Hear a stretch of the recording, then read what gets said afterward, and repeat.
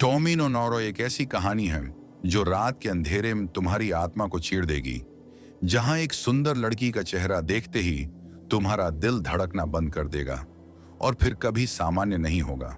यह कहानी शुरू होती है एक छोटे से शहर शाहडोल के पुराने जंगलों के किनारे बसे एक कॉलेज हॉस्टल से, जहां एक लड़का नाम राहुल, जो कि आम लड़कों की तरह पढ़ाई और दोस्तों के साथ समय बिताता था, एक दिन बारिश की रात में लाइब्रेरी से लौटते हुए सड़क किनारे खड़ी एक लड़की को देखता है जो बेहद खूबसूरत थी। उसके लंबे काले बाल बारिश में भीगी हुए चेहरे पर चिपके थे और उसकी आंखें इतनी गहरी थीं कि राहुल का दिल एक पल में उसमें डूब गया। वह लड़की टॉमी थी, जो अचानक वहां प्रकट हुई थी, जैसे कोई सपना हो, लेकिन सपने से ज्यादा खतरनाक। टॉमी ने मुस्कुराते हुए कहा कि वह रास्ता भटक गई है और राहुल उसे घर छोड़ दे। क्या तुम कल्पना कर सकते हो कि उस पल राहुल को कितना सौभाग्यशाली लगा कि इतनी सुंदर लड़की उसके साथ चल रही है। लेकिन जैसे ही वह टॉमी के पास पहुंचा, उसने देखा कि उसके गाल पर एक हल्की सी कट की निशान था जो बारिश में चमक रहा था। फिर भी राहुल ने पूछा, क्या तुम ठीक हो? और टॉमी ने अपनी मीठी आवाज में जवाब दिया, हाँ, लेकिन तुम मुझे देखकर खुश हो ना? और उसी पल राहुल को लगा कि वह इस लड़की के लिए कुछ भी कर सकता है, यहां तक कि अपनी जान भी दे सकता है। अगले कुछ दिनों में टॉमी रोज राहुल से मिलने लगी। कॉलेज के पीछे पुरानी इमारत में जहां कोई नहीं जाता था, वहां वह घंटों बातें करती। उसके होंठों की मुस्कान इतनी मोहक थी कि राहुल के दोस्तों ने चेतावनी दी कि वह लड़की ठीक नहीं लगती, लेकिन राहुल ने कोई ध्यान नहीं दिया, क्योंकि टॉमी ने उसे बता दिया था कि वह अकेली है और दुनिया में सिर्फ राहुल ही है जिस पर उसे भरोसा है। रातें बीतती गईं और राहुल को नींद में अजीब सपने आने लगे, जहां टॉमी का चेहरा बार बार टूटता और फिर नया बन जाता था। एक रात राहुल ने सपने में देखा कि वह टॉमी को चाकू से काट रहा है और टॉमी हंस रही है, जैसे दर्द उसे मजा दे रहा हो। सुबह उठकर राहुल ने देखा कि उसके हाथों पर खून के निशान थे, लेकिन वह सोचता रहा कि शायद सपना ही था। फिर एक शाम टॉमी ने राहुल से कहा कि वह उसके साथ हमेशा के लिए रहना चाहती है, और राहुल ने खुशी से हाँ कह दी। लेकिन उसी रात जब दोनों जंगल में घूम रहे थे, टॉमी ने अचानक कहा, माई प्रिटी, और राहुल ने हाँ कहा तो टॉमी ने अपना चेहरा उसके करीब लाकर पूछा फिर से, और राहुल ने देखा कि उसके मुंह का एक कोना फटने लगा था, जैसे कोई पुराना घाव खुल रहा हो। डर के मारे राहुल पीछे हटा, लेकिन टॉमी ने उसे पकड़ लिया और कहा कि तुम मुझे मारोगे ना, क्योंकि तुम सब मुझे मारते हो, फिर मुझे और प्यार करते हो। और तभी राहुल के हाथ में एक चाकू आ गया जो टॉमी ने खुद उसके जेब में रख दिया था। राहुल ने चाकू घोंप दिया। टॉमी के गले में खून का फव्वारा फूट पड़ा, लेकिन टॉमी हंस रही थी। उसके शरीर से छोटे छोटे टुकड़े अलग होकर जमीन पर गिरे और हर टुकड़े से नई टॉमी निकलने लगी। एक नहीं, दो नहीं, 10 टॉमी अब चारों तरफ थीं, सभी एक जैसी सुंदर, लेकिन आंखों में मौत का नशा लिए हुए। राहुल भागा भागा हॉस्टल पहुंचा, लेकिन वहां उसका दोस्त अमित बैठा था, जो पूछ रहा था, कहां था तू? और राहुल ने सब बताया तो अमित हंसा और बोला, तू पागल हो गया है। लेकिन अगले दिन अमित ने भी टॉमी को देख लिया और अब अमित भी उसी के पीछे पागल हो गया था। दोनों दोस्त अब टॉमी को लेकर लड़ने लगे। एक रात वे दोनों ने टॉमी को मार डाला, उसके शरीर को टुकड़ों में काटा और जंगल में गाड़ दिया। लेकिन सुबह जब वे उठे तो टॉमी उनके कमरे में बैठी थी, मुस्कुराते हुए, और बोली, तुमने मुझे फिर मार दिया, शुक्रिया, अब मैं और मजबूत हो गई हूं। शहर में अजीब घटनाएं होने लगी। लड़के गायब हो रहे थे, लड़कियां चीखती हुई रात में भागती नजर आती, पुलिस जांच करती, लेकिन हर बार टॉमी का नाम आता और गायब हो जाता था। एक पुरानी किताब में लिखा था, टॉमी नो नोरॉय, यानी टॉमी का श्राप जो कभी खत्म नहीं होता। वह लड़की जो अमर है, जो हर बार मरकर और भी खूबसूरत बन जाती है, और जो उसे देख लेता है वह कभी छुटकारा नहीं पा सकता। राहुल अब पूरी तरह पागल हो चुका था। वह रात दिन टॉमी को ढूंढता फिरता था। एक दिन पुराने मंदिर में उसने टॉमी को देखा, जो अब सैकड़ों रूपों में थी।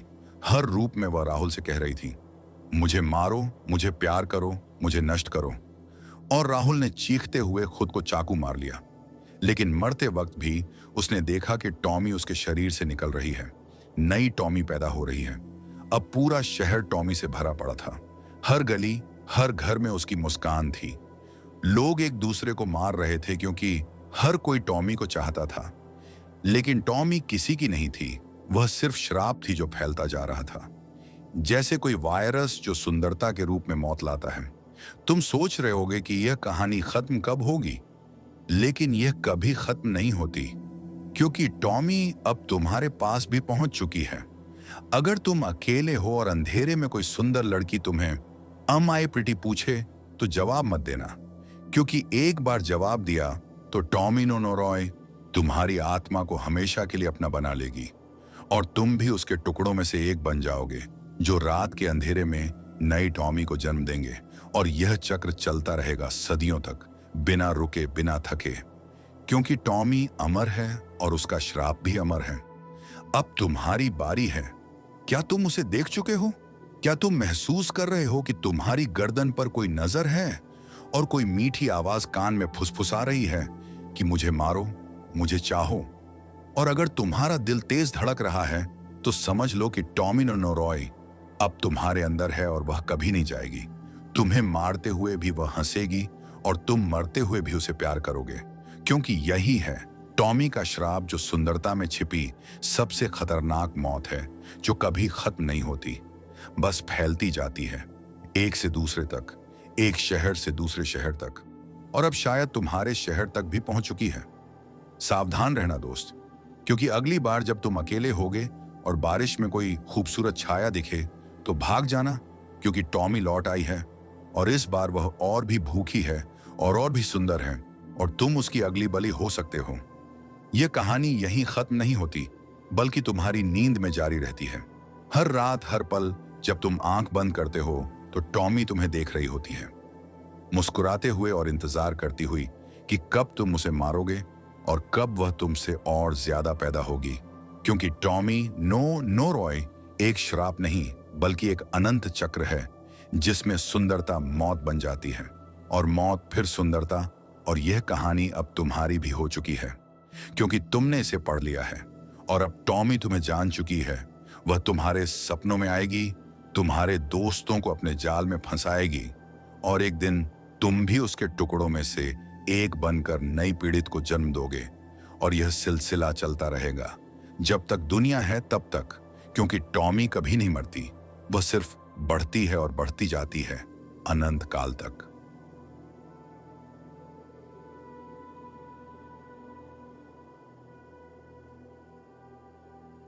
टॉमी नोनोरॉय की यह भयानक कहानी शुरू होती है एक बारिश भरी शाम, जब मुंबई के व्यस्त लोकल ट्रेन स्टेशन पर भीड़ भरे प्लेटफॉर्म पर एक थके हुए ऑफिस रिटर्निंग युवक अर्जुन अचानक एक अनजानी सुंदर लड़की से टकरा जाता है, जो भीग कर खड़ी थी।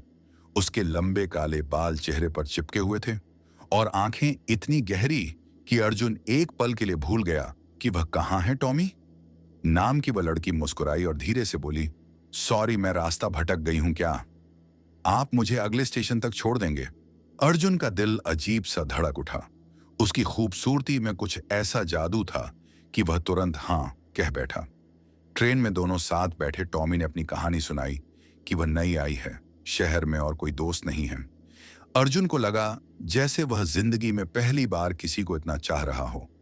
लेकिन जैसे ही ट्रेन रुकी और टॉमी उतरी, अर्जुन ने देखा कि उसके गले पर एक हल्का सा निशान था, जैसे कोई पुराना घाव जो बारिश में चमक रहा था। घर पहुंचकर अर्जुन को नींद नहीं आई। वह रात भर टॉमी के बारे में सोचता रहा और सुबह ऑफिस में भी उसका ध्यान कहीं और था। अगले दिन टॉमी अचानक उसके ऑफिस के पास दिख गई और बोली, मुझे तुम्हारी मदद चाहिए। अर्जुन ने उसे घर पर बुला लिया, जहां उसकी माँ और छोटी बहन थीं। टॉमी ने सबको अपनी मुस्कान से मोह लिया, लेकिन रात को जब अर्जुन अकेला था, टॉमी ने पास आकर फुसफुसाया, "Am I pretty?" और अर्जुन ने हाँ कहा तो टॉमी ने अपना चेहरा थोड़ा सा खींचकर दिखाया, जहां से खून की एक बूंद रिसने लगी। अर्जुन का दिमाग घूम गया। वह चाकू उठाकर टॉमी पर टूट पड़ा। उसने उसे बार बार काटा। टॉमी हंसती रही और उसके शरीर के हर टुकड़े से नई टॉमी निकलने लगी। कमरे में अब 3-4 टॉमियां थीं, सभी एक जैसी खूबसूरत, लेकिन मौत की सांस लिए हुए। अर्जुन चीखता हुआ भागा, लेकिन टॉमी उसके पीछे थी। घर के बाहर उसकी मां ने देखा तो पागल हो गई और बोली, ये लड़की तो मेरी बेटी जैसी है। फिर मां ने खुद को चाकू मार लिया, क्योंकि टॉमी ने उसे भी आई प्रिटी पूछ लिया था। अब शहर में अजीब घटनाएं होने लगी। अर्जुन के दोस्त राहुल, जो ट्रेन में उसके साथ था, वह भी टॉमी से मिला और पागल हो गया। दोनों दोस्त अब टॉमी को लेकर लड़ रहे थे। एक रात उन्होंने टॉमी को समुद्र किनारे ले जाकर मार डाला। उसके शरीर को टुकड़ों में काटकर लहरों में फेंक दिया। लेकिन सुबह जब वे उठे तो टॉमी उनके फ्लैट में बैठी थी और बोली, तुमने मुझे और मजबूत बना दिया, शुक्रिया। अब टॉमी फैलने लगी। पूरे मुंबई में, मॉल्स में, सिनेमा घरों में, बीच पर जहां भी भीड़ होती वहां एक नई टॉमी दिख जाती और आई प्रिटी पूछकर लोगों को हिंसा के लिए उकसाती। एक डॉक्टर ने टॉमी को अस्पताल में देखा और उसे ऑपरेशन थिएटर में मार डाला। लेकिन टॉमी के टुकड़े ऑपरेशन टेबल से निकलकर नर्सों में घुल गए। नर्सें अब टॉमियां बनकर मरीजों को मारने लगीं। पुलिस कमिश्नर ने केस संभाला, लेकिन जब वह टॉमी से मिला तो उसकी आंखों में भी वही पागलपन आ गया। उसने अपने पूरे विभाग को टॉमी के नाम पर खून से लथपथ कर दिया। टॉमी नो नोरॉय का श्राप अब पूरे महानगर पर छा गया था।